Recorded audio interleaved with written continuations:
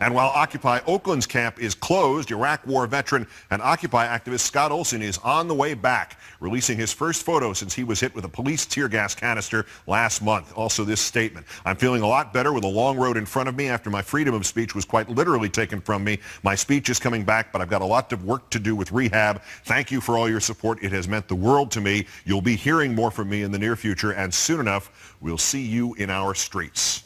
Every time you might think you had seen the worst of the establishment's response to Occupy, somebody, somewhere, is willing to bet you you have not. Let's go to Seattle, where Occupy protesters were pepper sprayed last night. Among them, political activist and Occupy Seattle supporter Dorli Rainey. It's a great pleasure to have you on the program tonight. Thank you, Keith. It is a pleasure to be here. Before we get into last night, we've seen the pictures, so the obvious question is, how are you feeling today? I'm feeling great. I feel so energized. It's amazing what a little pepper spray will do for you. It seems to have that effect on people who know they're in the right. How did you get involved in all that last night? Can you tell us?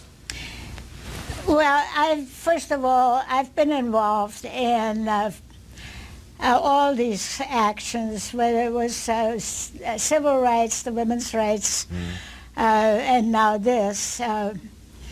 So this is a natural progression for me. And I was in D.C. with the October 2011 group from the 6th to the 10th of October, which was exhilarating to hear these great speakers that we had there.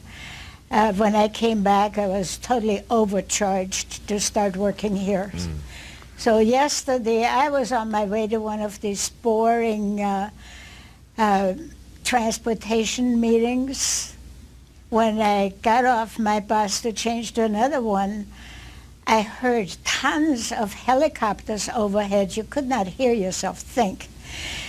And I thought, well, there's probably Occupy Seattle is doing an action there to help out Occupied Wall Street. And I decided to go up there and check it out, and sure enough, right in front of the Nordstrom store at the big intersection, there was, first of all, an army of police officers, bicycles, cars, lights, etc. And the people were in the center of that intersection, blocking traffic all around. A lot of my friends were there, and my friends consist of all age groups, all colors. No matter what some of the media say, that they're rats and they're crazy and druggies, etc. That is just not so. So I stood around there with my friends, and we were just deciding that we had stayed there long enough and we might go on. Well, we're not a secret society, and when somebody says, mic check, everybody can hear it. And the cops also knew that we were on the verge of leaving. Just at that moment, the bike patrol came up and shoved bicycles into the crowd, moving them to the center.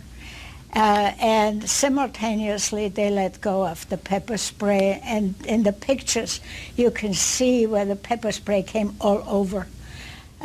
So I got pepper sprayed and shoved, and thank heavens there was a wonderful young Iraq veteran who stood next to me, and he grabbed me as I stumbled, as people were pushing. People couldn't see where they were going. The cops kept pushing with the bicycles, and the space we were in got smaller and smaller, so we were really penned in. And that young man stabilized me. Otherwise, I would have been on the ground, trampled. Good. And this really is not a good picture to think about. So after that, then some people helped me to go back to the bus, and I went home. But the great thing is that I ride these buses an awful lot, and some of the people, I see them at least once or twice a week on the bus. Hello, how are you? And they said, what happened to you? I had no mirror, so I must have looked a fright. and the bus driver said, "Hey, what happened to you?" I said, "I got pepper sprayed by Seattle's finest." And the other people piped up and said, "Oh, that's terrible." And the wonderful thing that happened was this bus full of people started talking about Occupy. And they had never seen a real person that they could identify with who got pepper sprayed. And it became a really wonderful educational opportunity for me to convert a busload full of people to our way of thinking. Is that your hope for what this is going to do for America, that it's going to, more than anything else, going to educate people to what they're up against? We have to do that, and with the time is of the essence. We are seeing the FCC now trying to take away the free internet. I remember Goebbels. I remember the time I grew up over there, and I remember the shrinking of the print media. And we had one newspaper, and it was called the Völkische Beobachter, the People's Observer, and it was the same from North Germany down to South Austria. Same propaganda. We're winning the war, we're sinking the U-boats, and we're into Scotland. And so we were doing so well. It's amazing how long the war lasted after we were winning it already. And I see the same thing happening here. We have really no more free media that will bring you the issues instead of just the soft fluff entertainment, the repeated stuff about some actress somewhere being pregnant and not pregnant and wanting to go get married and not. This should be on the entertainment pages, but not on the mainstream news media. So we have such incredible issues here. Right here in our town, we live 20 miles from Ground Zero, the Bangor missile base.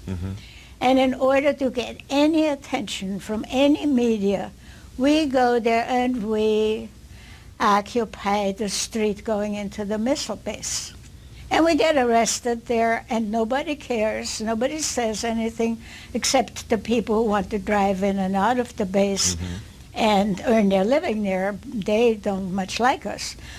But we have, one of my heroes was a Catholic nun who spread her blood on a missile silo in Colorado and got incarcerated. And then she did an action in Tennessee and got incarcerated. Her name was Jackie Hudson. She recently died, and a lot of it was the cause of the mistreatment in the prison system in Tennessee. She used to say, whatever you do, take one more step out of your comfort zone. And that is what I do. I take a step out of my comfort zone. It was so easy to say, well, I'm going to retire, I'm going to sit around, watch television, or eat bonbons. But somebody's got to keep them awake and let them know what is really going on in this world, whether it's J.P. Morgan doing the financing plan for our ill-fated tunnel, which is coming up, which the city council, some member even admitted they never read the environmental impact statement because it is boring. Well, I read the whole dang thing, and my eyeballs are still pink from reading it. And nobody talks about these things. They are not in the media, and the Chamber of Commerce pushes things like our tunnel because they will earn big profits when they start developing the properties around there, when the viaduct is gone. And the taxpayers are online for this. And so I'm an issues person, I always have been. So is this what you wanted to hear? Yes, Do you have any questions? No, that's, you have answered all of my questions. And you're one of my heroes now. Dorli Rainey, political activist, Occupy Seattle supporter, and one of those punk kids out there on the streets. An honor to have you on the program. Keep going one step outside your comfort zone, and we'll try to do the same thing here. Thank you. Thank you. We'll be back. How does a New York City councilman not only wind up bruised and bloodied and arrested at Occupy Wall Street, but then detained for 17 hours without access to his lawyer, and the mayor pretends nothing untoward has happened? Councilman Idanis Rodriguez joins me next. This is Countdown.